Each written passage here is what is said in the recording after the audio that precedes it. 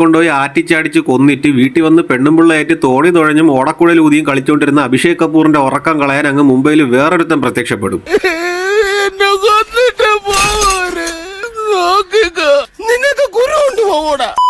പണ്ട് 4 എണ്ണം ഒരുമിച്ച് വന്നു. ഇപ്പൊ ഒരുത്തൻ 4-ന് പകരം 40 കോലങ്ങളിലായി പ്രത്യക്ഷപ്പെട്ടിരിക്കുന്നു.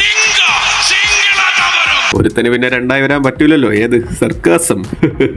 അങ്ങനെ മാനത്ത് നിന്ന് ഒലക്ക പൊട്ടി വീഴണ മാതിരി പാരച്യൂട്ട് എടുത്തോണ്ട് ഓടുന്ന ട്രെയിനിന്റെ മണ്ടയ്ക്ക് ലാൻഡ് ചെയ്ത് ഇട്ടിരുന്ന പാന്റ് ഊരി പാവാടയിട്ട് നൈസായി ആ ഡയമണ്ട് മോട്ടിച്ചോണ്ടങ്ങ് പോകും. അങ്ങനെ ട്രെയിനിന്റെ മണ്ടയ്ക്ക് സ്ലോ മോഷനിൽ നടക്കുമ്പോഴും മറ്റവന്മാര് യവനെ വന്ന് വെടിവെക്കും. ആ വെടിയുണ്ട യവൻ തടയണത് ഏതാ സ്കേറ്റ് ബോർഡ് വെച്ച്. പിന്നെ ഗ്രാവിറ്റിയെ വെല്ലുവിളിക്കുന്ന കുറെ ജമ്പ്. ഇതിന്റെ ഇടയ്ക്ക് ലവന്മാര് പേ പിടിച്ച പട്ടിയെ ചാട്ടുളി എറിഞ്ഞ് പിടിക്കണ മാതിരി ഈ സാമാനം എടുത്ത് എറിയുന്നതും യവൻ ആ സ്കേറ്റ് ബോർഡ് എടുത്ത് റെയിൽവേ ട്രാക്കിലോട്ട് ഒറ്റ ചാട്ടം.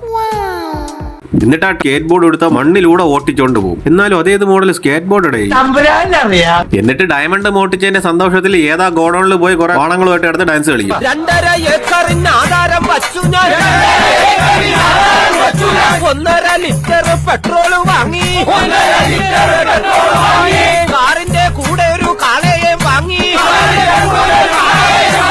കെട്ടിവലിക്കാനായി പെട്രോൾ വണ്ടി. അത് കഴിയുമ്പോഴായിരുന്നു ഏതാ ആറ്റിന്റെ കരയിൽ കൊക്കൈൻ ഡീലറുമായിട്ട് യവൻ പോയി വള്ളി പിടിക്കണത്. ഇതിൽ ഈ വാണത്തിന്റെ ഒരു എൻട്രി ഉണ്ട്. കുറ്റിക്കാട്ടി തൂറായിരുന്നിട്ട് കഴിവാൻ വേണ്ടി തോട്ടി ചാടണ മാതിരി. യവനെ പറ്റി പറയാനാണെങ്കിൽ കുറച്ച് കാര്യമുണ്ട് കേട്ടാ. കഴിഞ്ഞ തവണ കള്ളനെ പിടിക്കാൻ കൂടുന്നതുകൊണ്ട് പരീക്ഷ പോലും എഴുതാതെ ഇവനെ നേരെ അങ്ങ് പോലീസിലെടുക്കും. കഷ്ടപ്പെട്ട് കുത്തിയിരുന്ന് കണ്ണിലുള്ള ഉറക്കവും കളഞ്ഞിരുന്ന് പഠിക്കണവന്മാർക്ക് ജോലിയില്ലൊരു പറയില്ല. 4 വേട്ടാവളിയന്മാരെ പിടിക്കാൻ വേണ്ടി കൂടുന്നതിന്റെ പേരിൽ അവൻ പോലീസ്. അങ്ങനെ തലയിൽ ഉണ്ട കയറുന്ന ഉറപ്പായപ്പോഴത്തേക്കും വെള്ളത്തിന്റെ അടിയിൽ ഒളിച്ചിരുന്ന അഭിഷേകണ്ണൻ നനഞ്ഞ തോക്ക് വെച്ച് ആ ബോട്ടിലുള്ള 2 എണ്ണത്തിനെ പടവാക്കും. അല്ല, അറിയാൻ മേലാത്തോണ്ട് ചോദിക്കുവാണേ, ഈ ഡയറക്ടർ കൊണാപ്പന്റെ ബുദ്ധി സാധാരണ മനുഷ്യന്മാരെ കാട്ടി തലതിരിഞ്ഞാണ് പോണത്. പണ്ട് വെള്ളത്തിന്റെ മണ്ടയിലൂടെ ഓടിക്കേണ്ട ബോട്ട് എടുത്ത് റോട്ടിന്റെ മണ്ടയിലോട്ട് ഓട്ടിക്കും. ഇപ്പൊ വെള്ളത്തിന്റെ മണ്ടയിൽ കൂടെ പോകേണ്ട സാമാനത്തിനെ വെള്ളത്തിന്റെ അടിയിൽ മുക്കി വെക്കും. ഒരു പ്രത്യേക തരം കഴപ്പ്. അങ്ങനെ ഇതിന്റെ ഇടയ്ക്ക് പെണ്ണുമ്പിള്ള വിളിക്കും. പെണ്ണുമ്പിള്ളയെ ഭയങ്കര പേടിയാണെന്ന് കാണിക്കാൻ വേണ്ടി അവിടെ ഇരുന്ന് കുറെ നേരം സൂചിപ്പിക്കും. കോണവാധികാരം അടിക്കാൻ പറ്റിയ സമയം. അങ്ങനെ പരിപാടി കഴിയുമ്പോഴായിരുന്നു അടുത്ത ആളുടെ എൻട്രി. 1 mister ബിപ്പാഷ was. അങ്ങനെ ഇവരെല്ലാം കൂടി നമ്മുടെ റേഷൻ കടയെ പൊക്കാൻ വേണ്ടി പ്ലാൻ ഇടും. അല്ല, ഋത്തിക് റോഷനെ പൊക്കാൻ വേണ്ടി പ്ലാൻ ഇടും. ഈ സമയത്ത് നമ്മുടെ കന്നാസ് റോഷൻ വീട്ടിലിരുന്ന് കാർട്ടൂൺ നെറ്റ്വർക്കിൽ ടോം ആൻഡ് ജെറി കണ്ടോണ്ടിരിക്കുകയായിരിക്കും. അങ്ങനെ യവനെ പൊക്കാനുള്ള അടുത്ത മിഷന് കുറച്ചുകൂടെ എനർജി കിട്ടാൻ അമിതാഭ് ബച്ചന്റെ വക ഒരു പ്രീ വർക്കൗട്ട് പാർട്ടി. അതിനുവേണ്ടി എണ്ണം ചൂസ് ചെയ്ത് നമ്മുടെ ബിപ്പാഷ വാസ് ചേച്ചിയെ. ഡെയിലി ചമ്മന്തി കഴിക്കുന്നവന് വല്ലപ്പോഴും ഒരു മന്തി കിട്ടിക്കഴിഞ്ഞാൽ ചന്തിയും പൊക്കി അതിന്റെ പുറകെ പോകുന്നതിന് നമുക്ക് പ്രത്യേകിച്ചൊന്നും പറയാൻ പറ്റൂലല്ലോ.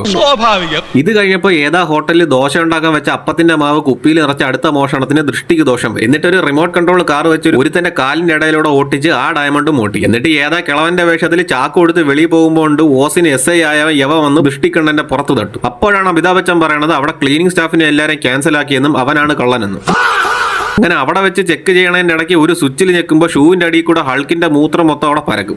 ചൂട് താങ്ങാനാവാതെ ഭൂമി വളർന്ന് താഴോട്ട് പോയ ദൃഷ്ടിക്ക് ദോഷം തൊട്ടപ്പുറത്തെ ഓടയിൽ നിന്നും ഫ്രഷ് വാട്ടർ തെറിപ്പിച്ച് വാണം വിട്ട മാതിരി പൊങ്ങി വരും. നിങ്ങൾ ഇതിന്റെ ഇടയ്ക്ക് ഒരു കാര്യം ശ്രദ്ധിച്ചോ എന്ന് എനിക്കറിയില്ല. ശ്രദ്ധിച്ചില്ലെങ്കിൽ നോൻ പറഞ്ഞുതരാം. അതായത് കന്നാസ് റോഷനെ പൊക്കുമ്പോൾ അണ്ണ നിൽക്കണ നിപ്പാണ് ദാണ്ട ഇത്. പക്ഷേ അണ്ടാവ് പൊട്ടുമ്പോൾ അണ്ണ നിൽക്കണ നിപ്പാണ് ദാണ്ടത് ഇത്. പുള്ളി ചെറുതായിട്ടൊരു മൈക്കൽ ജാക്സന്റെ സ്റ്റെപ്പ് ഇട്ടതായിരിക്കും പോട്ട്. എന്നിട്ട് ടയറുള്ള ഷൂ ഇട്ടുകൊണ്ട് മുംബൈ സിറ്റിയിലെ ട്രാഫിക്കിന്റെ ഇടയിൽ കൂടി ഓടിത്തള്ളും. പുറകെ ബൈക്കിൽ ഈ അച്ചിലൂക്കി കണ്ണാപ്പി. കാലിന്റെ ഇടയിൽ ഇരിക്കണ റോക്കറ്റ് പോലത്തെ ഒരു സാമാനമാണ്. പക്ഷെ പറഞ്ഞിട്ടെന്ത് കാര്യം, സമയത്ത് ഉപയോഗിക്കാൻ അറിഞ്ഞൂടാ.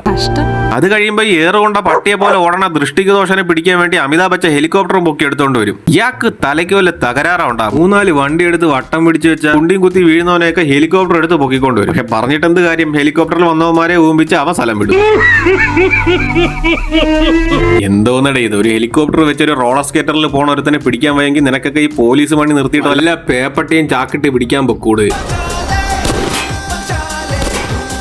നീ ആ സ്നൈപ്പറിന്റെ ഉണ്ട തീർക്കാതെ കൊണ്ടുപോയി സ്റ്റേഷനിൽ വയ്യും. വല്ല കാക്കയെ കോഴിയെ കൊക്കിനെയോ പട്ടിയെങ്ങനെ വെടിവെക്കാം. അങ്ങനെ അടുത്ത ഏതാ മ്യൂസിയത്തിൽ ഇരിക്കുന്ന വാള് മോട്ടിക്കാൻ എല്ലാം സെറ്റ് ചെയ്യും. അങ്ങനെ അത് മോട്ടിക്കാൻ വേണ്ടി ചെന്നിരിക്കുമ്പോൾ പുറകെ വേറൊരുത്തം വരും. അങ്ങനെ അവിടുന്ന് ആ വാള് മോട്ടിച്ചോണ്ട് ഈ പെണ്ണുമ്പിള്ളയുടെ നടുവിനിട്ടൊരു ചവിട്ട് കൊടുത്ത് വള്ളി തൂങ്ങി താഴെ ഇറങ്ങും. എന്നിട്ട് ഈ താഴെ ഇറങ്ങിയ 2 എണ്ണവും കൂടി കുറച്ച് കഴിയുമ്പോൾ ഏതാ ഓടും പൊട്ടി താഴെ ചെന്ന് വീഴുന്നത് കാണിക്കും. അതെങ്ങനെയെന്ന് ചോദിച്ചു കഴിഞ്ഞാൽ അങ്ങനെ ഇട്ടിരുന്ന പാന്റ് ഒരു ദൂരെ കളഞ്ഞ് പാണ്ഡ്യയുടെ റൗക്കയിൽ നിൽക്കുമ്പോഴാണ് ഇതാണല്ല സാധനം വളഞ്ഞത് തന്നെ. എവളം തോന്നുന്ന ടാറിന്റെ പണിക്ക് പോയിട്ടാ മോട്ടിക്കാൻ പറഞ്ഞത്. Same shoe. എന്നിട്ട് അടുത്ത പാട്ട്, പിന്നെ കണ്ടുമുട്ടല്, ക്രഷ് അടിക്കല്. എന്നിട്ട് എത്തിക്കൂടെ കഴിയുമ്പോൾ ഏതാ തിയേറ്ററിൽ ഇരുന്ന് ഉറങ്ങുന്ന ബച്ചൻ സാബിന്റെ അടുത്ത് എവള വന്നിരിക്കുമ്പോഴാണ് യവൻ വിട്ട വാണമാണ് സ്പൈ ആണെന്ന് അറിയണത്. അപ്പോഴാണ് തൊട്ടടുത്ത് ഫെയർ ആൻഡ് ലവ്ലി സന്തൂറിൽ മുക്കി തേച്ച മോന്തയുമായിട്ട് ദൃഷ്ടിക്ക് ദോഷം ഇവരടുത്ത് വന്നിരിക്കും. ആദ്യം കാണുമ്പോൾ മനസ്സിലാവാത്ത പോലെ പൊന്നോ ഒടുക്കത്തെ എന്താ പിന്നെ എന്നിട്ട് യവന്മാരെല്ലാം കൂടി ഇവിടുത്തെ മോഷണത്തിന് ശേഷം ബ്രസീലിലോട്ട് പോകും. അവിടെ വെച്ച് നേരത്തെ പെടലി കിടിയോണ്ട് ഹോസ്പിറ്റലിൽ കിടക്കുന്ന സാമാനത്തിന്റെ ക്ലോൺ വേരിയേഷൻ കണ്ടത് യവന് പൊങ്ങും. അല്ല, വീണ്ടും ലൈൻ അടിക്കാനുള്ള ആഗ്രഹം പൊങ്ങുമെന്ന്.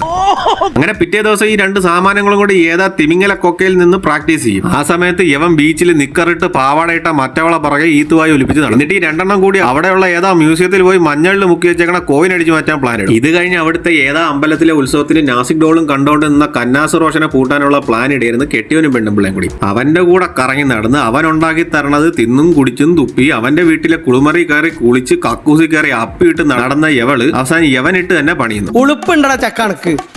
പക്ഷെ കന്നാസൂറ്റാരാ മോൻ, രണ്ടിനെ സ്പോട്ടിൽ തൂക്കിയില്ലേ.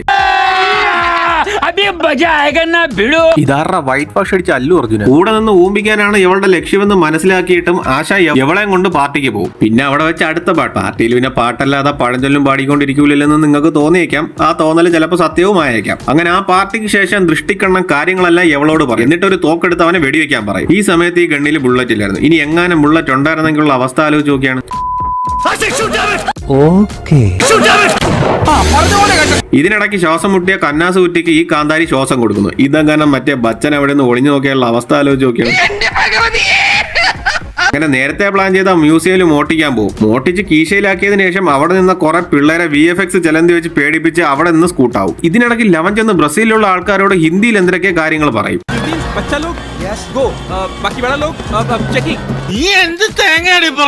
എന്നിട്ട് ബൈക്കിൽ ഹെൽമെറ്റും ഇല്ലാതെ ഉളന്നുകൊണ്ട് പോണ ഈ രണ്ട് സാമാനങ്ങളെ വീണ്ടും ഹെലികോപ്റ്ററിൽ തൂക്കാൻ ബച്ചൻ വരും. കൂടെ ഈ അടവാങ്ക തപ്പറച്ചി. ഇതിനിടയ്ക്ക് ദൃഷ്ടിക്ക് ദോഷം ഓടിക്കൊണ്ടിരുന്ന ബൈക്ക് കരീന കപൂറിനെ കൊടുത്ത് തിരിഞ്ഞിരുന്ന് പൊട്ടാസ് പൊട്ടിക്കും. ആ സമയത്ത് യവന്മാര് രണ്ടെണ്ണം കൂടി വണ്ടിയിൽ നിന്നും ചാടി ഇറങ്ങി റോട്ടിൽ ഷൂ ഒരച്ചോണ്ട്. അല്ല, ഈ ഷൂ ലെതർ വെച്ചൊന്നും അല്ലേ ഉണ്ടാക്കിയേക്കണത്.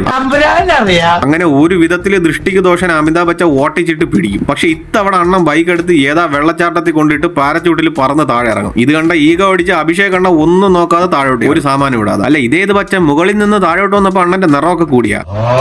എന്നിട്ട് രണ്ടും കൂടി ഇടികൂടണതിന്റെ ഇടയ്ക്ക് യവ ദൃഷ്ടിക്ക് ദോഷന്റെ ഗേൾ ഫ്രണ്ടിനെ തൂക്കിയെടുത്തോണ്ട് മറ്റേ കണ്ണാപ്പി വരും. യവളെ കണ്ടത് യവന്റെ ഗ്യാസ് പോകും. അപ്പൊ യവനോട് ചോദിക്കും, നീ ആരെങ്കിലും പ്രേമിച്ചിട്ടുണ്ടോന്ന്. നിനക്കതൊക്കെ എങ്ങനെ സാധിക്കും? ആ പാട്ട് അല്ല, ബെസ്റ്റ് സമയം സന്ദർഭമാണല്ലോ ഇതൊക്കെ ചോദിക്കും. ഇതുബായി അതും പ്രേമിച്ച് പെണ്ണ് കെട്ടി അവക്ക് വയറ്റിലാക്കി കൊടുത്തവനോടാണ് ഈ മരമണ്ണ ഇമാതിരി ഊമ്പിയ ചോദ്യം ചോദിക്കണം. പിന്നെ എന്തിനാ ചോദിച്ചപ്പോ ലവക്ക് പിടിച്ചില്ല. അങ്ങനെ അവള് സോക്സിന്റെ ഇടയിൽ ഇരുന്ന് തോക്കെടുത്ത് ഇവന്റെ 6ാം വാരിയിലൊക്കെ 6 വെടി. ഇത്രയും വലിയ ഗതി കെട്ടവൻ ഈ ലോകത്ത് വേറെ ആരെങ്കിലും ഉണ്ടാവും എന്റെ കർത്താവേ. ഇതൊക്കെ കഴിഞ്ഞ ഒരു 6 മാസം കഴിഞ്ഞ് ഫിജിയിൽ ഏതോ ഒരു സ്ഥലത്ത് റെസ്റ്റോറന്റ് നടത്തുന്ന ഈ പെണ്ണുമ്പുള്ള എന്ന ഡോർ തുറക്കുമ്പോൾ ഉണ്ട് പണ്ട് വെടികൊണ്ട് വളി പോയാൻ അടുക്കളയിൽ നിന്ന് സാമ്പാറിനരിയാണ്. ഇത് കഴിഞ്ഞ് ആരാം ചൂളോടിക്കണ ശബ്ദം കേട്ടു. പുറത്തുനിന്ന് നോക്കുമ്പോൾ അഭിഷേക് ബച്ചൻ അവിടെ ഇരുന്ന് കുട്ടിയും കോലും കളി. എന്നിട്ട് ലാസ്റ്റ് ഇവര് രണ്ടെണ്ണത്തിനെയും വിട്ടിട്ട് നേരെ വീട്ടിൽ. ഈ രണ്ട് വാണങ്ങളെ വെറുതെ വിടാൻ കാരണം എന്തെന്ന് ചോദിച്ചു കഴിഞ്ഞാൽ ഇവൻ പറയും, നിങ്ങളുടെ ലവ് സ്റ്റോറി കണ്ട് ഞാൻ വലിയ ഫാനായിരുന്നു. ഇന്ത്യയിൽ നിന്നും വേറെ പല സ്ഥലത്തു നിന്നും വിലപ്പെട്ട പലതും മോട്ടിച്ച് സുഖിച്ച് ജീവിച്ചവന്റെ പ്രേമകഥയിൽ വീണു പോയ ആദ്യത്തെ പോലീസുകാരെ യവനായിരിക്കും. അപ്പൊ ഗൈസ്, അടുത്ത വീഡിയോയിൽ ഉടനെ കാണാം.